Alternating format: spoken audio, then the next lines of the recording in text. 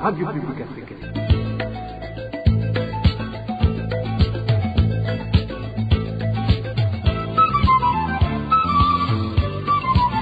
Radio Publique Africaine.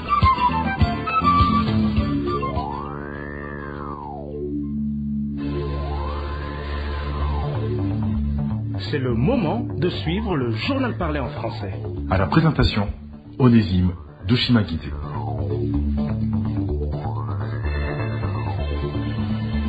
C'est un plaisir de vous retrouver, mesdames et messieurs, à ce rendez-vous d'information de ce samedi 9 octobre 2021. À la une, toute personne portée disparue au Burundi a finalement été retrouvée et celle qui n'est pas encore retrouvée, les recherches restent en cours, a déclaré le porte-parole du ministère de l'Intérieur et de la Sécurité publique dans une conférence publique animée ce vendredi.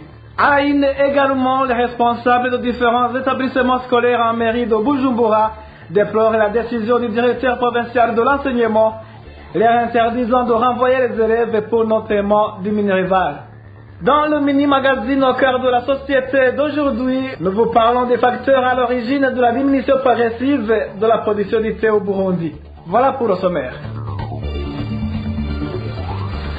Merci d'avoir choisi la radio publique africaine. Je vous le disais dans les titres, toute personne portée disparue a finalement été retrouvée. Celle qui n'est pas encore retrouvée, les recherches sont en cours. Déclaration du porte-parole du ministère de l'Intérieur et de la Sécurité publique. Dans une conférence publique animée ce vendredi au chef-lieu de la province Kalouzi, Pierre Nkurikiye a affirmé qu'aucune personne ne disparaît complètement lorsque sa famille se confie à l'administration, à la police ou encore à la justice. Suivez Pierre Nkurikiye qui répondait à un journaliste.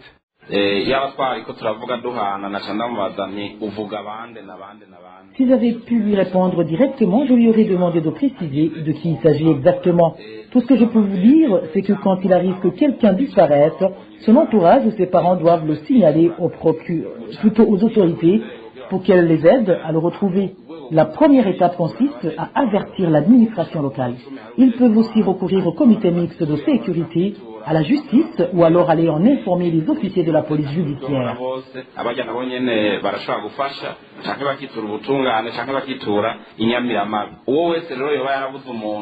Je suis sûr que ceux qui sont passés par ces autorités ont pu retrouver les leurs. Quant à ceux qui sont toujours sans trace, c'est que les enquêtes sont toujours en cours. Donc, je conseillerais à toute personne qui n'arrive pas à retrouver le sien de ne pas passer par les réseaux sociaux, mais de privilégier plutôt ses voies légales, qui aussi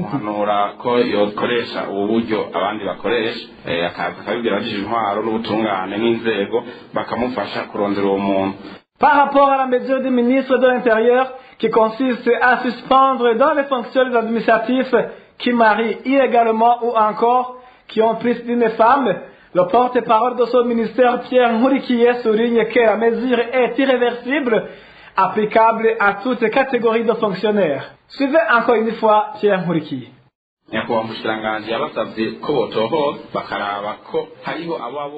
Son Excellence, le ministre de l'Intérieur, leur a demandé d'enquêter sur tout cas d'union illégale ou de concubinage au sein des administratifs et de le rapporter afin qu'ils soient suspendus de leurs fonctions. Le but est de faire respecter à la lettre le code des personnes et de la famille, et ce, au niveau national. Cette mesure est irrévocable. Nous avons commencé avec les administratifs, c'est-à-dire du gouverneur au conseiller collinaire. Soyez nos yeux et nos oreilles afin qu'on puisse débusquer tous ces administratifs illégalement en couple. Un leader se doit d'être exemplaire et comme vous le savez, même la plus belle fille ne peut pas donner ce qu'elle n'a pas.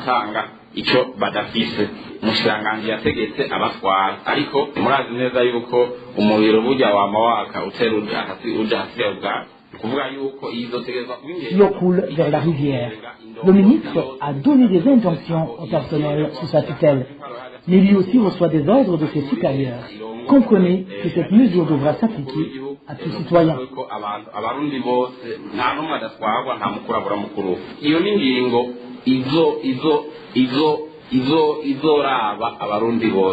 Les détenteurs de parcelles sur l'étendue où est érigé le palais présidentiel seront bientôt indemnisés.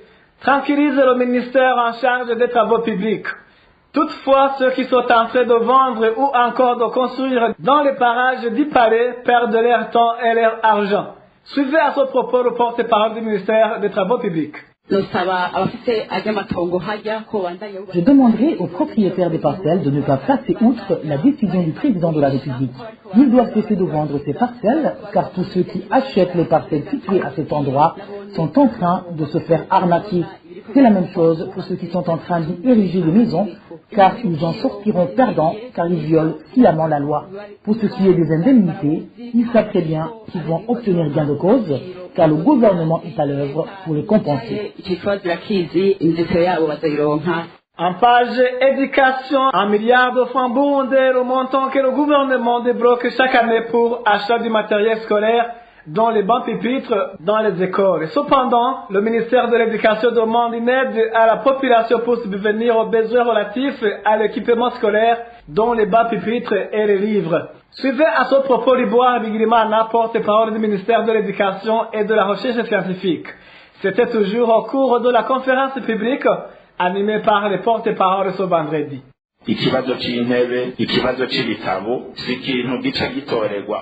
Pour résoudre cette problématique de bancs pupitres et de livres didactiques, ça se fait progressivement, car ce n'est pas une question qu'on peut résoudre en un jour. C'est d'ailleurs pour cela que le gouvernement donne chaque année 1 milliard de francs burundais au ministère de l'Éducation.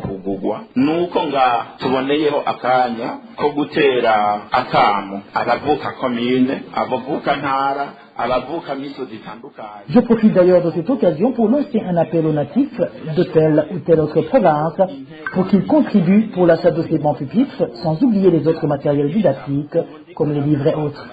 Pour le moment, nous avons déjà distribué 530 000 livres dans toutes les écoles publiques du pays. Pour ce qui est des matelas, le ministère prévoit en acheter 3 000 cette année scolaire.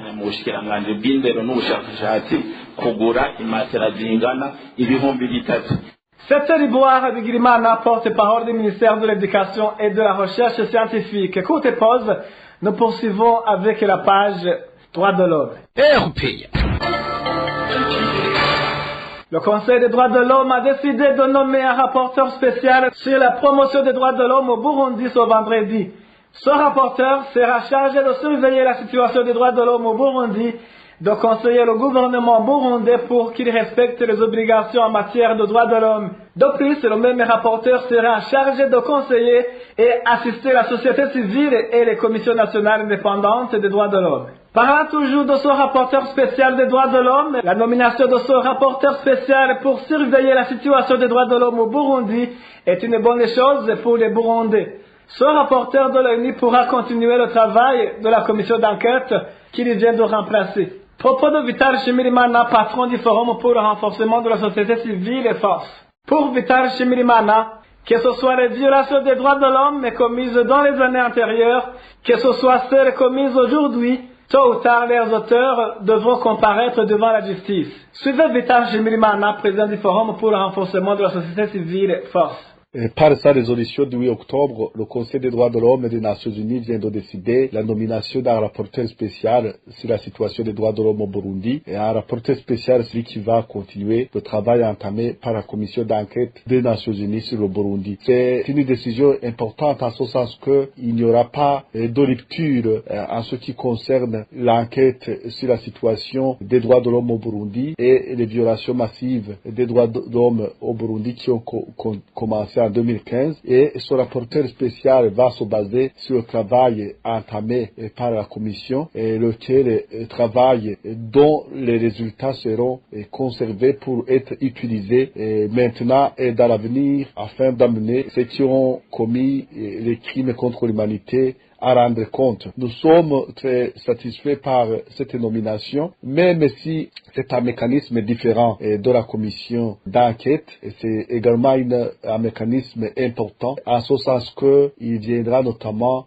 collaborer, renforcer la société civile et d'autres institutions, et c'est ce qui est demandé par cette résolution, qui demande que ce mécanisme puisse collaborer et renforcer le travail de la société civile et d'autres institutions des droits de l'homme, notamment la CNIDH. Nous pensons également que par cette décision, la communauté internationale a réaffirmé son souhait de voir les crimes commis au Burundi poursuivis et les auteurs de ces crimes condamnés. Et donc, nous nous réjouissons de cette décision. C'était Vital Shimirimana, délégué général du FORCE. En page éducation, certains élèves de l'école technique de Mutumba à régime d'internat en commune Kabezi de la province de Bujumbura n'ont pas mangé depuis le début de cette année scolaire. Pour cause, les bousculades qui se manifestent au moment d'aller au réfectoire font que seuls les élèves forts ont le droit de manger.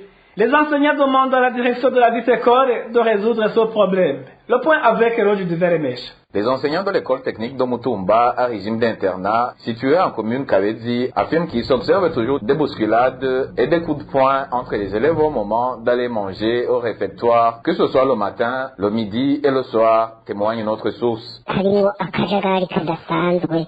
C'est le désordre qui se manifeste le matin au moment d'aller au réfectoire. Les élèves qui n'ont pas de force ne peuvent pas déjeuner. Et c'est la même chose le midi et le soir. On dirait que le droit de manger appartient aux élèves qui dorment à proximité du réfectoire.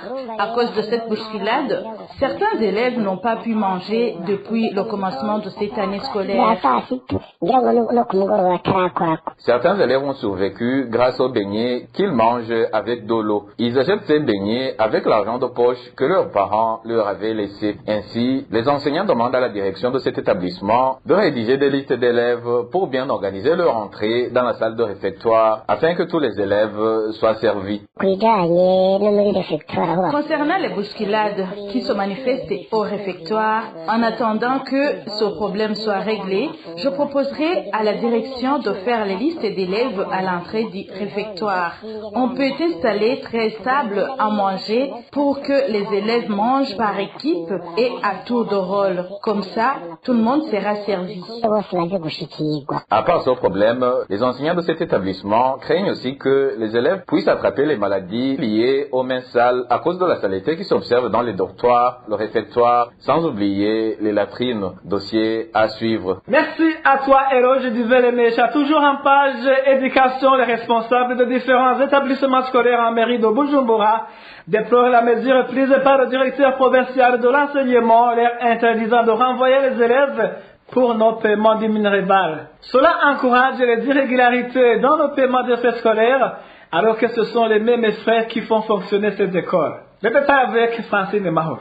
Certains directeurs des écoles aussi bien privées que publiques indiquent que la décision du directeur provincial de l'enseignement à mairie de Bujumbura, selon laquelle aucun directeur d'école ne renvoyera plus un élève pour non paiement des frais scolaires, est une décision qui aura plus d'impact sur les élèves comme sur le fonctionnement de ces écoles. Selon le journal La Voix de l'enseignant, certains directeurs avec qui ils se sont entretenus indique que les frais scolaires sont utilisés pour payer à ça le personnel, surtout les enseignants vacataires qui touchent leur salaire aussitôt que les heures de prestation sont terminées, sans oublier la réparation des bas pupitres cassés et d'autres besoins. Toutefois, depuis la prise de la dite décision, selon ce directeur, un élève pourra passer tout un trimestre sans payer les frais de scolarité, c'est-à-dire 3 mois. Selon toujours ce directeur, cela suscitera alors des conséquences sur les élèves qui n'entreront en classe faute de paiement de ces frais. Un bon nombre d'élèves aura une mauvaise note par la suite, sans oublier qu'il sera aussi difficile de payer mensuellement la facture de la régie des eaux. Ces responsables des écoles publiques demandent au ministère de l'Éducation de subventionner les écoles ATA à leur donner les frais alloués aux élèves du cycle fondamental, car les écoles publiques recouvrent peu de frais scolaires. Seules les écoles du cycle post-fondamental payent le minerval, insiste-t-il. Sur ce, un responsable communal de l'enseignement propose des réunions entre les directions scolaires et les parents des élèves pour s'entendre sur la façon de paiement du minerval ATA. Merci à toi aussi, Francine Mahoro. Après cette petite transition, c'est le mini-magazine au cœur de la société. RPA. Pourquoi la production du thé diminue progressivement au Burundi? Voilà l'une des questions auxquelles nous allons répondre au cours de ce mini-magazine. Au cœur de la société d'aujourd'hui vous est présenté par Diane Nkurunziza. Au cœur de la société. Au cœur de la société est une émission de tous les samedis, préparée en synergie par les radios Inzamba, Agatekakawe, Radio RPA, Idouya Wanyagihugu, ainsi que la radio-télévision Renaissance. La culture du thé est la deuxième source des recettes d'exportation du Burundi. Par contre, la quantité du thé exporté ainsi que les devises rapportées par ce produit ont connu une diminution continuelle les 5 dernières années. Quelles sont les causes de cette décroissance de la production du thé? Que devraient faire les principaux acteurs de ce secteur, c'est-à-dire l'État et les thé-culteurs, pour améliorer en quantité et en qualité la production de cette culture d'exportation? Voilà sur quoi va porter ce mini-magazine au cœur de la société de ce 9 octobre 2021. Diane Nkurunziza à la présentation. Bienvenue à tous et à toutes. Selon les données de la Banque de la République du Burundi, la quantité du thé exporté était moins de 9 tonnes en 2020, alors qu'en 2015, la quantité du thé à l'étranger dépassait 11 000 tonnes, soit une diminution de plus de 20%. Un revenu non proportionnel aux travaux qu'exige cette culture est l'un des facteurs de cette diminution de la production du thé. Certains thé-culteurs l'ont confié à nos confrères de la radio RPA et la télévision Renaissance. Si l'on considère l'énergie dépensée lors de la cueillette, l'on se lève très tôt le matin et l'on prélève les feuilles une à une. Même en pleine pluie, l'eau ne s'abrite pas. C'est impossible de faire la cueillette seul. Tu dois engager quelqu'un pour t'aider. Certains ont abandonné la culture du thé et d'autres transforment les tiges en boîte de chauffage parce qu'ils ne voient pas son importance. Un autre problème qui hante les théiculteurs, c'est l'absence des engrais appropriés.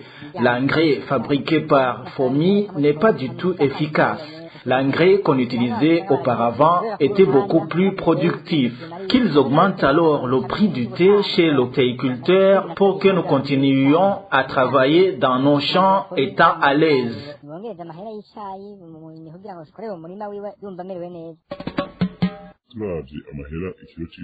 L'argent que nous recevons pour 1 kilogramme de thé n'est pas proportionnel à l'énergie dépensée. Il y a une partie du champ que j'ai abandonnée parce que je ne suis plus capable d'embaucher des gens pour la cueillette. Parfois, nous nous demandons si, à la place du thé, il ne serait pas mieux de cultiver les patates douces ou les pommes de terre sans aucune pression. Mais nous craignons l'autorité. Si ça dépendait uniquement de moi-même, j'aurais déjà arraché mes plantations de thé.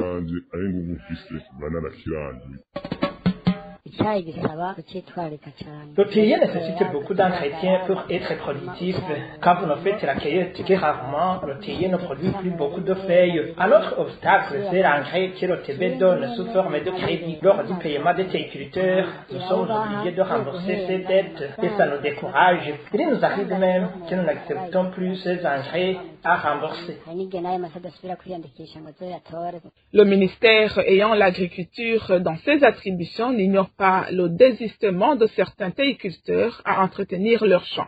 Par ailleurs, ce ministère s'est engagé à accroître chaque année d'au moins 20% de la production du thé. Deoguide Lurema, ministre de l'Agriculture, l'a annoncé dans sa conférence de presse du 12 août de cette année. Multiplier les pépinières de théiers, augmenter les embravures dans les régions naturelles d'Outouzi, là où la recherche a montré que cette culture peut s'adapter. Sensibiliser davantage les théiculteurs à bien entretenir leurs champs, à procéder à la reconversion théicole. Il est demandé aussi à ceux qui arrachent les plantations d'abandonner cette mauvaise pratique et d'utiliser les engrais. Pour l'expert en économie Faustin Ndikumana, il sera difficile de redresser la décroissance de la production du thé tant que les thé-culteurs ne sont pas motivés par une rémunération proportionnelle aux efforts qu'ils fournissent. Il faut analyser si le prix accordé aux cultivateurs du thé est un prix rémunérateur qui l'encourage à continuer à se lancer dans cette culture. Sinon, le thé pourra disparaître dans Maroc comme le café là a commencé à l'être. Il faut agir sur toutes ces superstructures qui s'interposent entre l'achat de la récolte des cultivateurs par les usines et le prix à l'exportation. Les frais d'entretien, les dépenses dans ces usines, dans ces structures de transformation pour continuer à maintenir un prix rémunérateur qui encourage le cultivateur de cette culture. Sinon, la situation peut tourner autrement. Même en Côte d'Ivoire, si le prix, même au niveau international, était toujours volatile, mais en Côte d'Ivoire, le prix du cacao, le gouvernement essaie de le maintenir à un prix où le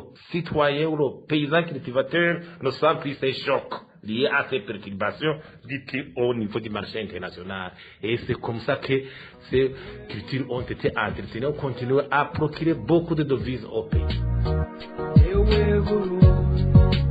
Une bonne rémunération des théiculteurs inciterait les gens à planter de nouveaux théiers et à bien entretenir leurs plantations.